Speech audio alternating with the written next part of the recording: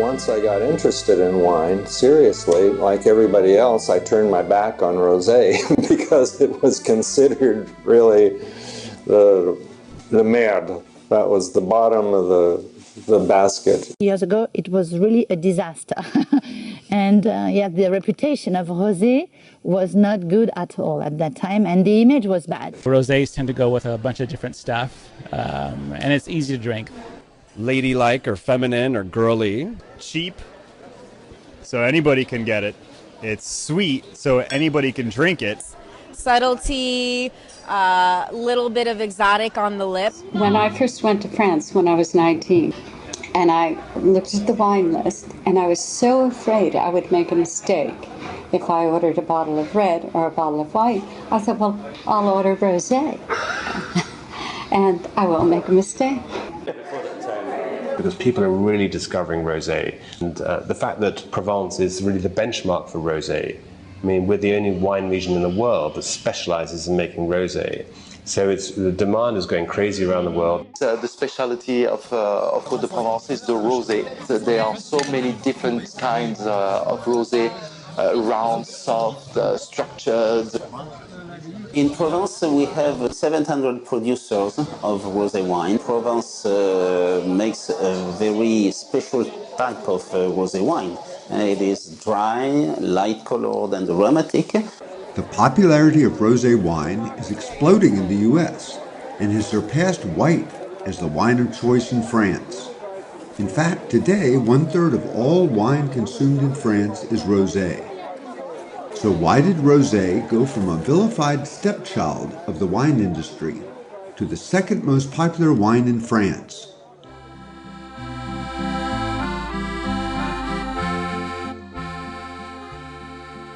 Dating back centuries, the Provence region of France is where rosé was first produced. In Provence, before 1936, rosé wine was fermented and then quickly consumed by the locals. It was not exported out of the region. The original rosé didn't even need any preservatives. In 1936, the government decided to get to people paid holiday.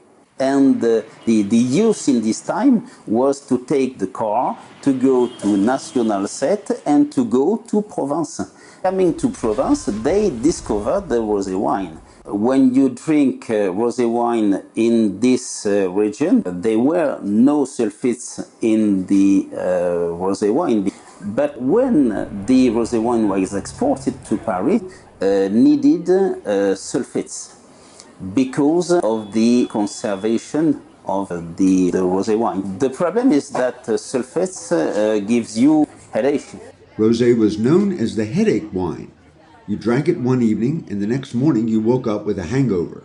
The quantity of sulfates has been reduced a lot, and now there is quite no sulfate in rosé wine.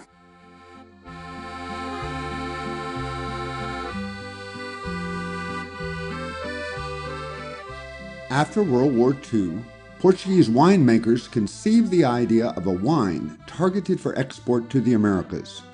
Its taste would fall somewhere between the Coca-Cola the soldiers had been consuming before they left for war and the wine they discovered in Europe.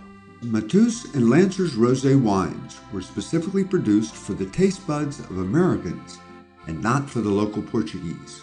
It would have been in the 60s when it was the wine everyone took to parties, because no one knew anything about wine very much when you were young. And everyone drank the wine, got very jolly, and then used the bottle to make a lamp.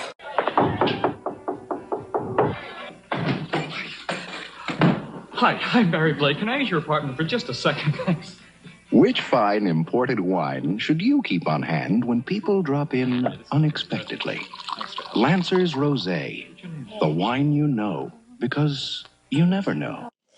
Well, technically, Lancers and Mateus are rosés. The year was whenever it was that I was 15, and I had invited my new girlfriend over for dinner. I remember this very clearly. I made spaghetti bolognese, and we drank a whole bottle of Lancers. And what happened afterwards, I can't talk about on the screen, but it worked. Those two sweet pink wines went on to become wildly popular for American baby boomers coming of age in the 1960s and 70s.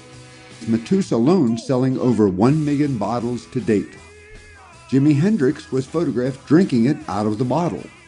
Well, it was sort of a little sparkling and a bit sweet and easy to drink. It's the old sort of, Americans have always loved those type of products. Well, rosé drinking was déclassé in the 70s, late 70s and 80s, and throughout the 80s, because Matus and Lancers and Lambrusco and White Zinfandel were wines of the masses, and they were popular. And so, like any snob, you want to differentiate yourself from what people consider, common, and they were common.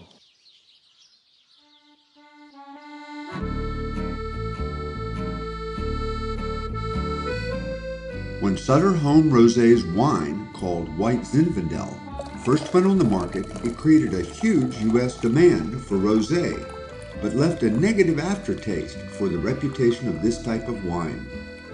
The Sutter Home story is, now a fabled story. They were producing what they hoped would be a dry rosé. They had a stuck ferment, which means that all the sugar hadn't been eliminated from the wine, so it's kind of sweet. If he would have listened to the critics and our neighbors up and down the road here in Napa, he would have never made White Zinfandel. But the people with the money, his customers, said, we like this wine. And people would come from all around the country, taste Sutter Home White Zinfandel, go back to their houses, go into their restaurants, their wine shops, their grocery stores, and ask them, can you get some Sutter Home White Zinfandel in here? I tasted this really great wine out in Napa Valley. When I first got into the wine industry, it was being taken over by something called White Zin. And White Zin was, in my mind, destroying the reputation of American wine. It was out there making gobs of money, and everybody was drinking it. But it was god-awful. I mean, as we all know, it was soda pop, soda pop with alcohol, soda pop with a kick. At 4 million cases a year, the Sutter Home is still the world's largest selling rosé wine.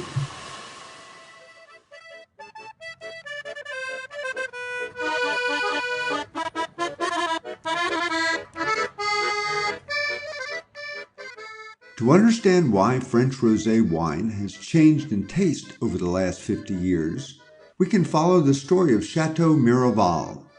Rosé had the reputation of a wine that was overly sweet and gave the drinker a headache.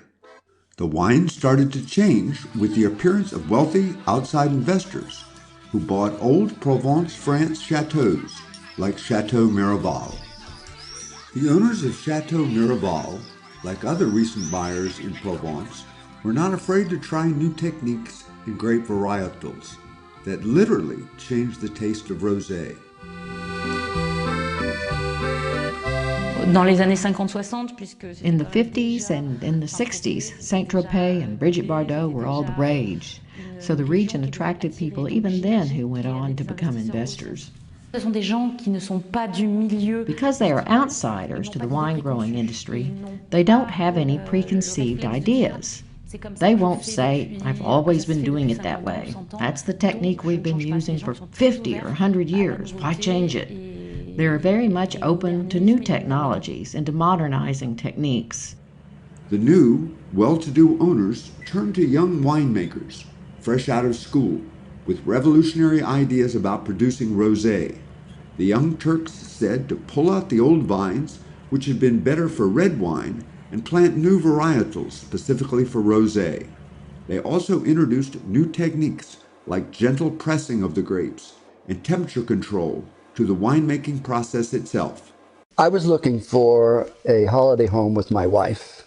As we drove up the drive, and in those days it was quite decayed, but beautiful, just as beautiful as today, only in a different way. Being an American, I didn't like rosé when I arrived here. I didn't even want to make rosé when I arrived here. These people arriving, such as myself, the major item is they're not going to make bad wine and serve it to their friends. And this, I think, is the driving force of the quality revolution in Provence. But this driving force was in people who could pay, who wanted to make good wine, then they needed winemakers. Emmanuel was one of the best. La première chose, on a commencé par justement arracher. We started by pulling out 10 hectares of vines, which represented a third of the vineyard. The latest owner of the Chateau Miraval was the famous Hollywood couple Angelina Jolie and Brad Pitt. When Angelina Jolie and Brad Pitt bought Miraval, they added star power to the Miraval Rosé wine reputation. In fact, the first year, their wine was on the market. It topped the Wine Spectator magazine's top 100 list in the rosé category. The magazine rated it the best rosé in the world. The sales of Miraval wine skyrocketed to 2 million bottles a year. However, Angelina and Brad did not grow enough grapes at Chateau Miraval to fill all their wine bottles. Instead of all the grapes coming from the vineyards of their own chateau, they had to buy wine from the local farmers' wine cooperatives. They're not allowed to put Chateau on Miraval bottle. You'll see it's a very charming bottle, and it has Miraval, and it's got a kind of funny round circle still, but it's not a Chateau wine. A wine collector said that he thought Miraval was the best rosé on the market. He assured me that he would never drink the rosé from the local cooperative. He apparently did not know that the fermented wine itself in the Miraval bottles actually comes from those same local cooperatives. Maybe they could have produced 160,000 bottles. They're now doing 2 million. That extra, has to come from someplace, and that comes from local vineyards, it comes from the co-ops, it comes from wherever they can buy it. And the thing about co-ops is they have to take all the grapes of all of their members. The wine in the bottles coming from Miraval today. It's a blend of wine from Miraval and wines bought elsewhere in Provence. But it's not really, it's not Miraval at all. However, the buying public is not aware of where the grapes are grown or how and where the wine is fermented. Miraval is not alone. Many other large, high-end wineries buy the wine that fills their bottles from the exact same local cooperative.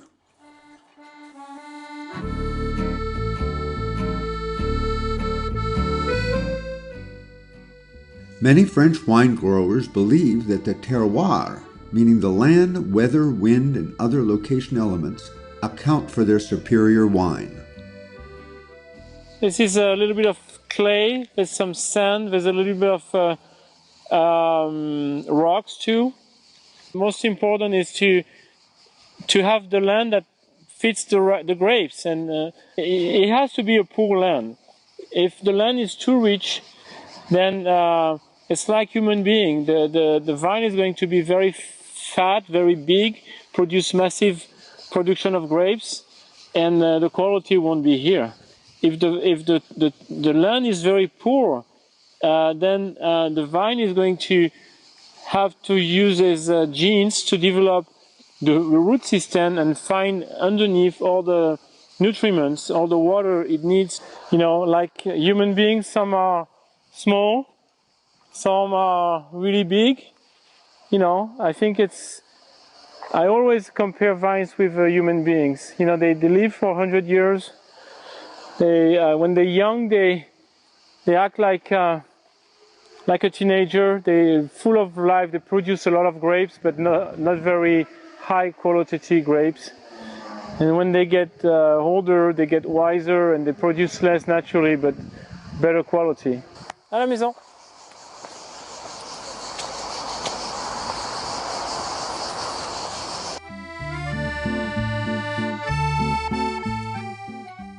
Vintners influence the final taste and alcohol content of their rosé wine by when they harvest their grapes. They can pick them earlier or later in the season, depending on how much sugar and therefore alcohol they want in their rosé wine. They use a refractometer to measure the sugar content of the grapes. Which one? I always take the fruit from the bottom. Maybe I should take someone in the middle, because the bottom is the first one too. Different side and also from the back. I take different fruit from different place, and then we just analyze the maturity. Here we are counting the berries because we want to get an exact weight of 100 berries, because this tells us, along with our other analysis, this can help us decide what type of maturity is happening in the vineyard.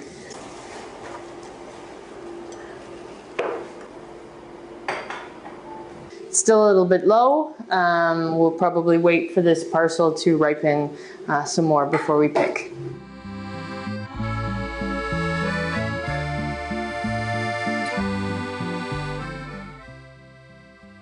Among rosé wine producers, a controversial decision is whether to harvest the grapes by hand or by machine. Well, here we have to pick up by hand because those vines are not cultivating in the way they should be to be harvested by the machine, because the one that are harvested by the machine have lines, metallic lines all over, so that they grow really close from each other, so that the machine can just go make straight lines. Here they're a bit too wild.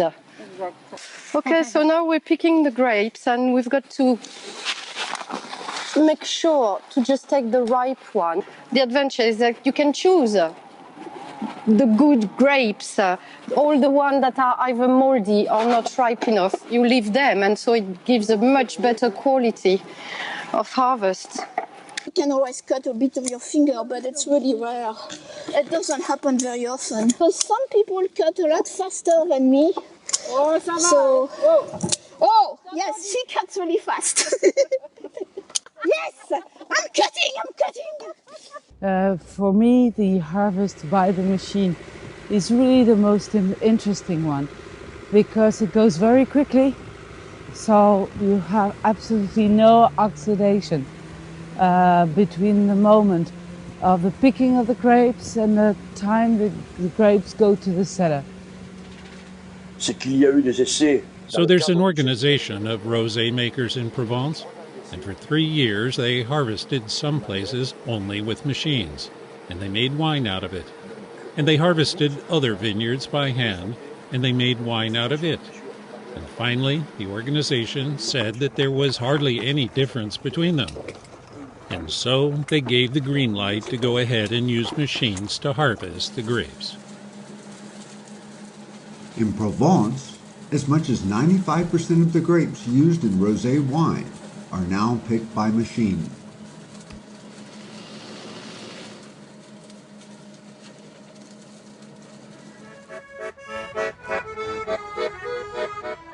You can make rosé wine 3 different ways, but the results are certainly not equal. For the direct press method of rosé winemaking, the grapes are picked and trucked immediately to the winery. When the grapes arrive at the winery, they are transported to the pneumatic press. The juice is gently squeezed out of the grapes in the pneumatic press. The grapes are pressed along with the skins and seeds. After the grapes are squeezed in the pneumatic press, the juice remains in contact with the skins and seeds for a short period, typically hours, or at most a couple of days. The longer the skins are left in contact with the juice, the more intense the color and taste of the final rosé wine. Then the sediment is discarded before fermentation of the juice continues. The pneumatic press, in fact, is closed, as you can see, all over, apart from little holes where the juice comes out. And the way of pressing is made by an envelope, just like a balloon, in fact. So you fill the press, you close the door, and after you have a compressor that blows the balloons, and then this crush very gently the grapes. And that was a kind of revolution in the new way of making rosé. So to select the juice you want, you have first to look as well, the color of the juice. Then after you have to taste, because as the pressure goes higher, you press more the skins, the pips, and the taste is different too. To make rosé wine with the Saignée method, dark-skinned grapes are crushed. So for the Saignée, you take your grapes, you crush them all up, and then you let it sit on the skins for a little bit, and then you drain off the juice, and that juice has very little skin contact, so it has very little color to it, and that's what we use for the rosé. The third method for making rosé involves blending white plus red wine. The winemaker starts with a large quantity of white wine and then adds a tad of finished red wine to produce a drink that is pink and some call rosé. Around the 2005, 2006, it's true that Brussels wanted to create that law, to allow the winemakers to mix up white and red together to make rosé. But France, especially France, England, Germany, and Italy came out to say, no, we don't want that law. We can always remember that rosé is not a mixture of white and red. He had a glass of white wine, and there was also some red wine on the table, and he fancied a rosé. So he said, if you put a tiny little drop, not a lot, it has to be precisely a tiny drop of red wine into your white wine, and voila, it's rosé wine. And it was perfectly nice. Well, they're not allowed to do that. It's against the law. What do you think about that? I think they might be a little bit precious about it. I think if it tastes like it, surely that's good enough. Never, ever, ever, especially here in France.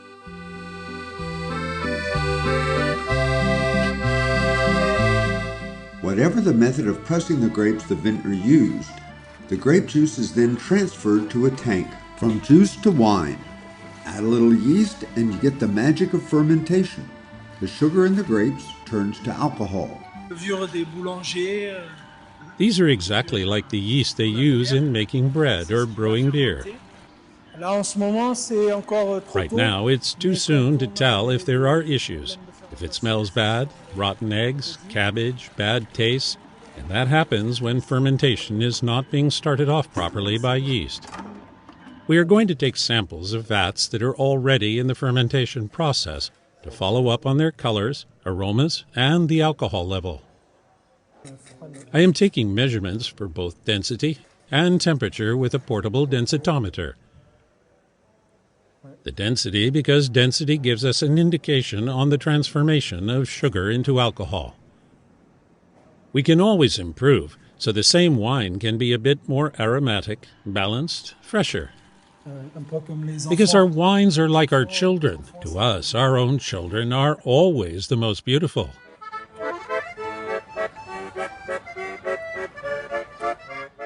Almost every rosé is a blend of several different wines. Sometimes the winemaker combines different types of grapes before they're even crushed. Often, however, the winemaker keeps each type of grape separate during fermentation and then blends them together after they have become finished wines. The winemaker is like a painter. The different wines in the tanks in the winemaker's cellar are like having different paints to mix on a palette. Blending different wines together allows the winemaker to manipulate both the color and the taste, producing an almost infinite array of different types of rosé. There we go. Let's take it back up to the laboratory. The base wine that we made the rosé from, we just drained it off of the grapes, and then we fermented the rest of the grapes with the skins. So this is the same grapes with all the flavor. So we're taking it's just a little bit of the original Merlot grapes, the dark fermented color stuff, and putting it back in. What's in here is a Merlot rosé that we made by crushing up some Merlot grapes and then letting it sit and then letting the juice drain off. So you just get a little tiny bit of color, but you get that great bright strawberry flavors, fresh, real pretty Merlot flavors, a little cherry. 1%, 2%, and 3%. Preference of which color you like the best. That's because that's what everybody looks at when they look at rosé. Like more flavor coming up, even more. Even it's somehow highlighting the strawberry flavors more and making a longer finish. Little, yeah. When you're done, you can actually feel that. Yeah.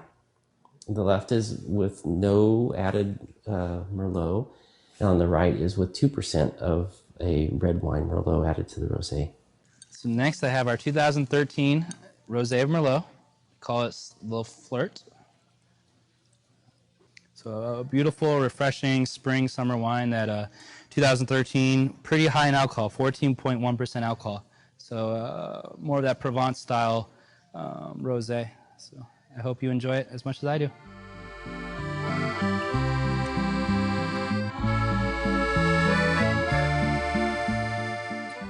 Both America and Europe have experienced changes in eating habits over the last 30 years.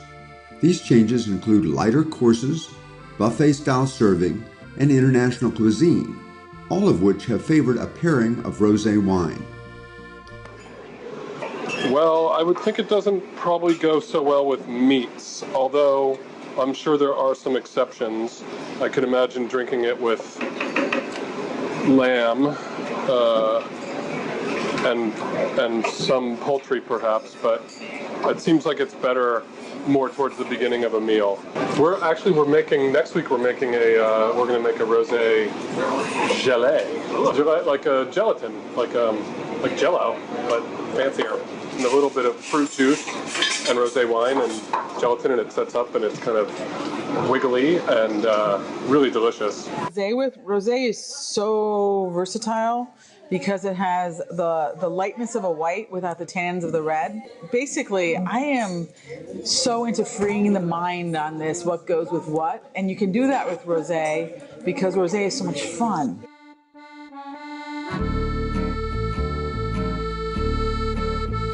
Rosé wine comes in many hues, with each country, and even each region within a country, having a different preference. As we meet a lot of people on exhibitions, we have discussions with them, and we know that, for example, in the US, the lightest color are preferred. So when they're thinking about Provence Rosé, they think first about light rosé. If you go to China, for example, or Germany, they would go on a darker rosé.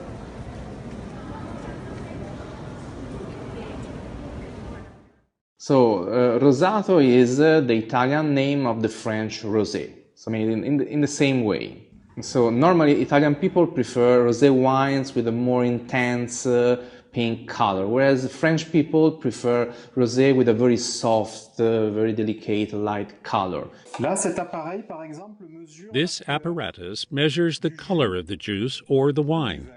We can see that French rosé has a pale color compared to the rest of the world. Darkest rosé wines are found in Greece and in Spain. Portugal and Italy are producing average-colored rosés. The key of the success is the color.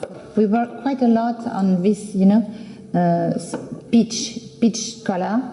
If you compare, this is really the style. The Provence style is very much like. The trend is more this trend than this kind of color. It's not trendy anymore.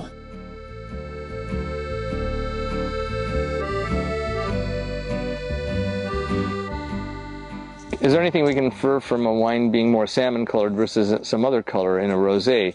I think that there are probably about 10 different shades of pink and orange and red that you could find in a good rosé, and it just depends on your taste. If you like something that's fresh and crisp, then you would want a pale pink color with maybe a hint of purple in it.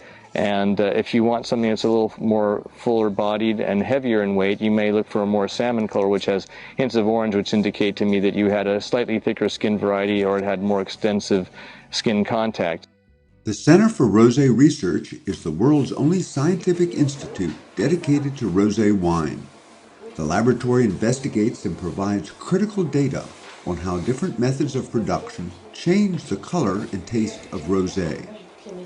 As part of their research, they train up experts to recognize the different aromas of rosé wine. The training begins with a panel of tasters who come here every week. To become experts, they first taste different flavors added to water to get them used to tastings, and so they will be able to memorize the flavors. Then things become more challenging. We switch from water to wine, but we still add different flavors for training purposes. Finally, they simply taste different wines and try to recognize the flavors. And using black wine glasses is actually very important because the different colors of rosé wine will sway scoring outcomes.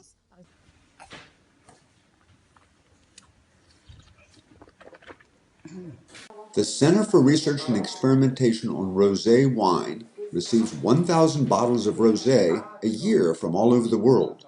The scientists must determine the exact color of each sample. After extensive testing, we have found that there is no correlation between color and taste of rosé wine. People taste with their brains, okay, and people are predisposed before they take a sip of anything. People should taste with their mouths and not with their eyes. This was in France. The study that found that judging two wines, a red and a white, and the tasters found a difference between the two. The white was a little lighter, a little fresher, and the red was a little deeper and more serious, I guess, was their opinion. And it turned out they were the same wine. They just added a little food coloring to the red. I believe it. The implication of this research, which has been replicated numerous times, is that how a wine tastes is not only determined by what is in the glass, but also by the very color of the liquid. Although winemakers spend millions on adjusting the taste and aroma of their wines, and wine connoisseurs are certain they can detect the slightest difference between wines, a simple change in the color of a wine has a powerful effect on the perceived taste.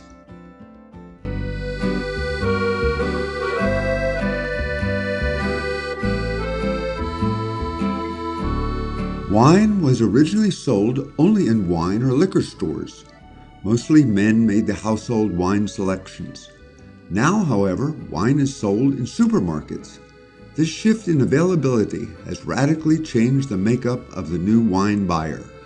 Since women frequent the supermarkets, they now determine which kinds of wine are purchased and served. This shift in wine buying habits has been a driving force for the popularity of rosé wine. 70% of the wine buyers in France are women. In the US, it is even higher. Women choose 86% of the wines, everyday wines in the household. So we wanted wines judged by women winemakers. So my first judging, I was the only female, and the males didn't listen to me. And I thought, oh, be damned. You know what? Women have a voice. And, you know, this particular competition today is all female judges, and females do buy the majority of wines. And I think around the world, females really do decide what is going to be poured at the table tonight. But that chalky minerality just brings you to France. I mean, this is really gorgeous minerality in this wine. No, I had to wash my mouth out with soap after that one. When you're trained to do this, and we knocked out over 150 wines today, my palate, I'm still ready to go for more. And women's palates are very different. There's a male palate and a female palate. Women have more taste buds, and that's a known fact that women have more taste buds in their mouth. I have the luck to be the owner of this fantastic vineyard since 1994. And because it's light, yes, the taste is more delicate than a red, for instance. They think that there is less alcohol and that it's better for health also. For a woman, rosé wine represents 35% of her consumption, compared to 25% for a man. So in France, rosé wine is more a female-oriented drink of choice.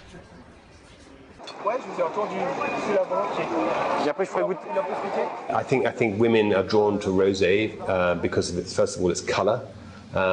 It's the only wine that we make for the color as well as the taste and the smell. If you're making white wine and red wine, it's for the smell and the taste. Rosé, the color is so important, and I think women are drawn to it. But I think it's the fact that it is a crowd pleaser, the fact that it doesn't have the tannic structure, some of the complexity that other wines might have, means that it's probably enjoyed by a far wider range of people, including women.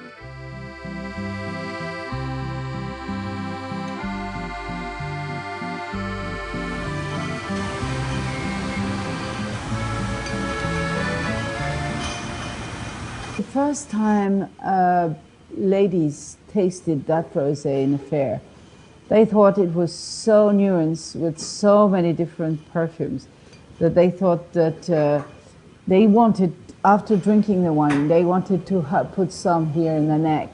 So when I saw this bottle, for me, it was like a perfume bottle. The vine stalks should be painted metallic red, and that would be interesting because we know from experience that labels with metallic red color can be spotted 15 meters away. We are well aware of the fact that most of the purchases are made by women, so when we designed packaging of rosé wine, we kept that in mind, that the label had to appeal to women. We are playing around with visual codes usually associated with perfumes. The label is very elegant. The flower is drawn with very subtle colors which bring to mind the delicate aromas of that particular wine. The graphic design of the flower has a 3D effect, and so does the cursive writing of lunetard, made out of silver engraving for the diamond points impression.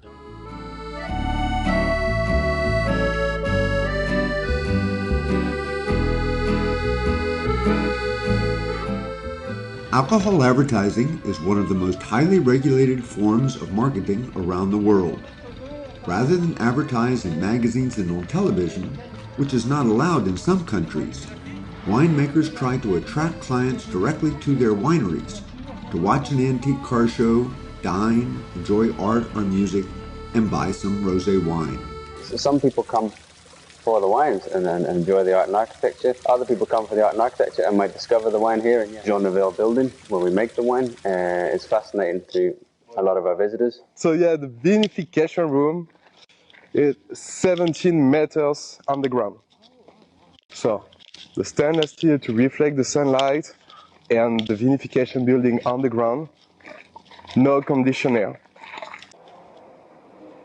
It's very difficult to find vineyard when you can eat, do an art tour, a wine tour, tasting the wine. Yeah, we make more money with the wine than the art.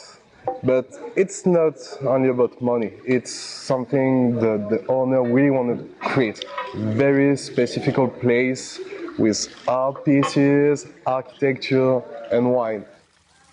In 1 year, 400,000 people visited Chateau Lacoste winery in France. In the same year, the winery sold 800,000 bottles, primarily of their rosé wine. Professional horses garage. We have lost 40% of our grapes during the hailstone. Because it's really strong. They are like this, hail, like this. And hailstones, like you have 10 minutes, very, very intensive. I think about 40% of our production in 10 minutes. And it's the second year. When you spit the wine, it's because you just want the taste, the body and everything, but not the effect of the wine. So this one is from young vines, like about 10 to 15 years old, and the blending is Cinsault, 17%, and Grenache.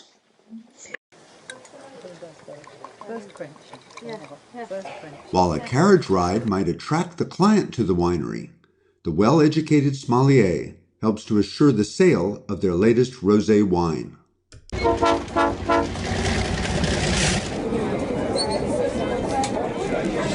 Thank you. My pleasure, my dear.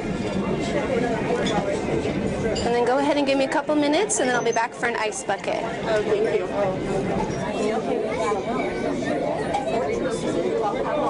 Grapes are from Central Coast, which is south of Montreal, that area. Rosé is kind of fashionable, you know. So right now, People looking for, I would say, rosé, or they call blush wine, which is dry rosé, more flavorful. Actually, more dry one than sweeter one. This is dry rosé. It is dry. It is very good. Yeah, because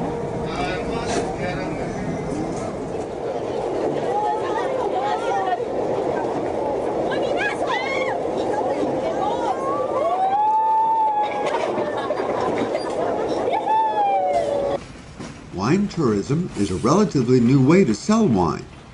Many visitors buy the wines made by the winery at the premise, accounting for up to 33% of their annual sales.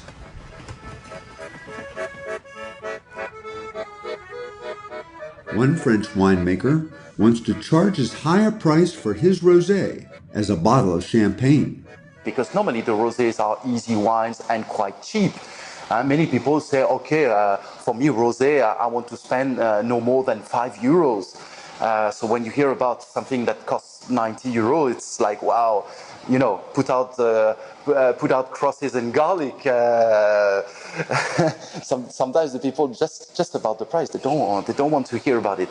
We don't sell nearly as much Garous as, you know, the amount of Dom Pérignon that's sold, obviously, but it seems to be increasing every year. I think unexpected, even for Mr. Lishin, because they were not that sure that it would work, because it is a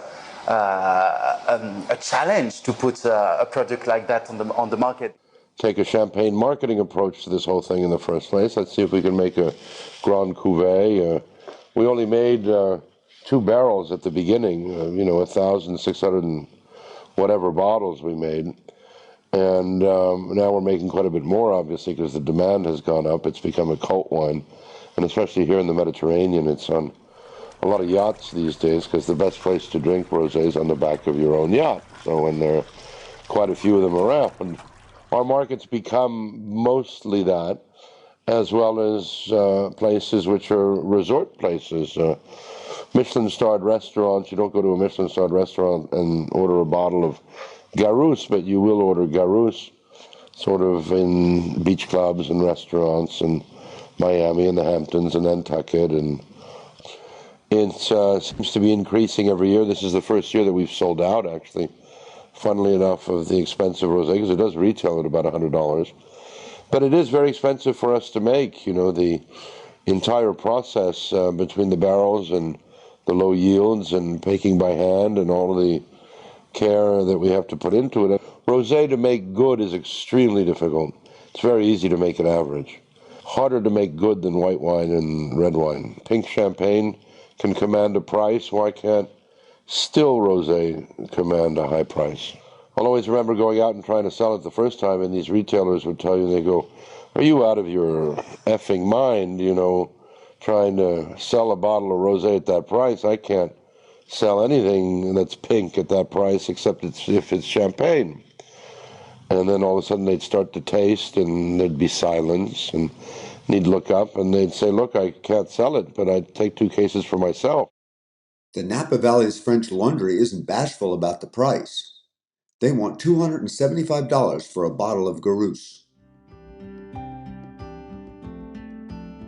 Experimental researchers have asked the question, what effect does price have on the pleasure people receive from drinking a wine? They want to find out if the price of a wine could change the wine's perceived taste.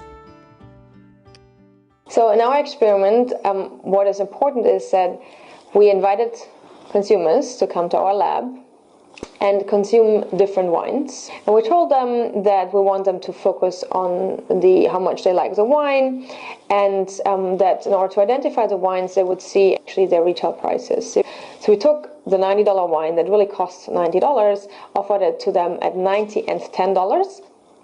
It's the same with the $5 wine that really costs $5 and offered it at $5 and $45. Here, this is the control room where the experimenter has the syringe pump system.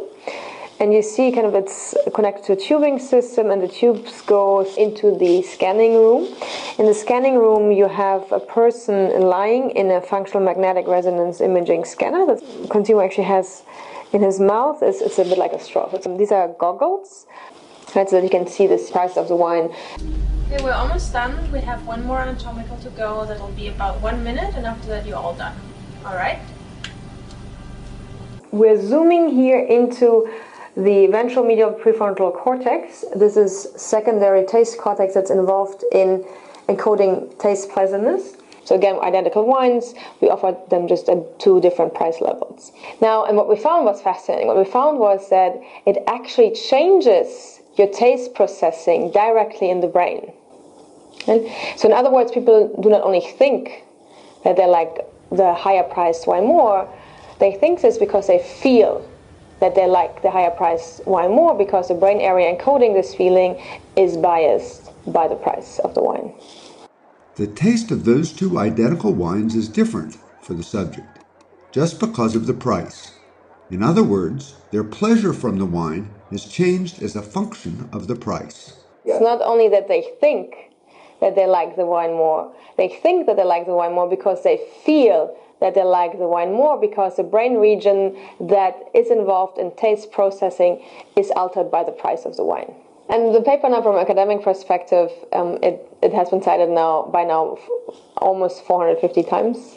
Again, the bottle shape, what you put on the label, how you cork the wine, all of this changes the perception by the consumer, which can change the consumer happiness and in turn satisfaction. This research shows that price alone of a bottle of wine can increase a drinker's pleasure. Despite what a wine connoisseur may say, price, as much as taste, influences pleasure. If a winemaker wants to increase a customer's pleasure, perhaps the simplest approach is to bump up the wine's price point, just as Sacha Lachine did with his Garous Rosé.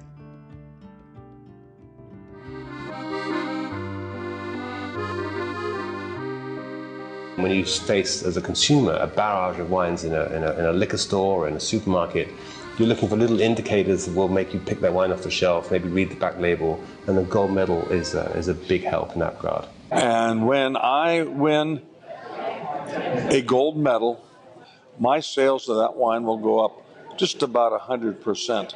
Medals, silver, gold, double gold, best of class, best of show, accolades sell wine. Of course, everybody wants to buy gold medal wines, correct? You do? Winning a gold medal doubles the sales of a wine, so consumers obviously pay attention to these awards. But researchers wonder if the gold medals are valid. If professional judges award a high rating to a wine one time, will the same judges rate the same wine with the same score a few minutes later? It's a very difficult task to taste 100 wines. So he said, let's give the judges the best possible chance to do well. Every panel would receive triplicate samples of an identical wine, poured from the same bottle, served on the same flight. We checked every judge and every panel for virtually the next 10 years. When I first looked at the data, I was astounded. The exact same wine, the judge would give a score ranging from gold to no award or gold to bronze. What the consumer can assume when they see a gold sticker on a bottle of wine is that that wine was lucky. Robert Hodgson also asked the question, if a wine wins a gold medal in one competition, is it likely to win the gold medal in another competition? So it means, what I tell people, if you see a gold sticker on a bottle of wine, you can be almost assured that if it were entered someplace else, it would not get a gold medal.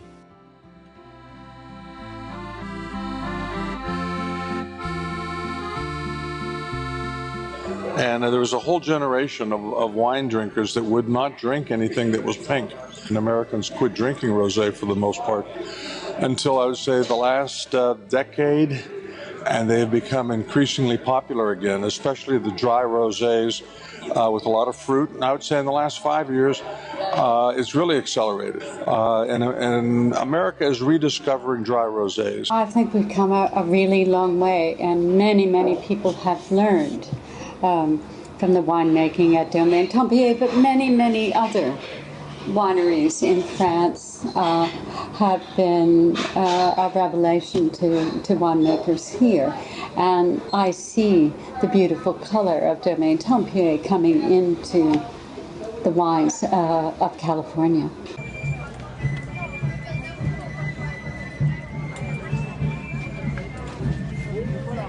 So after a rocky beginning, when rosé was known as the headache wine, why has it become so popular now? Today's rosé does not taste like the wine first sampled by the French workers on holiday in Provence in 1936. Nor is it like the sweet rosés exported from Portugal or the popular white Zin of Sutter Home. For the future, China, with its love of red wine, is really the huge new potential market for rosé.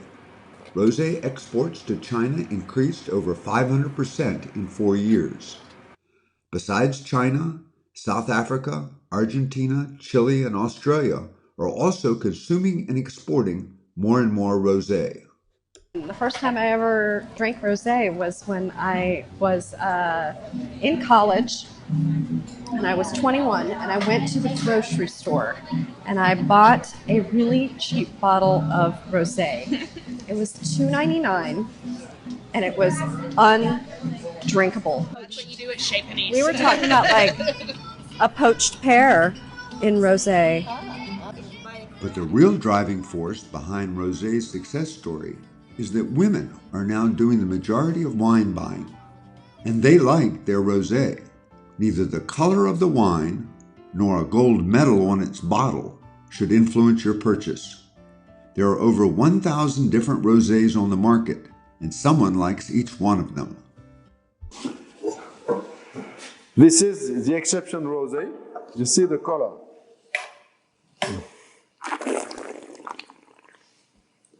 We do that with air and rolling in the mouth for accelerate the oxygenation of the wine and make the wine touching all the part of the mouth which detect the amertume, the sugar. You take a drink after you do that for whistling with air.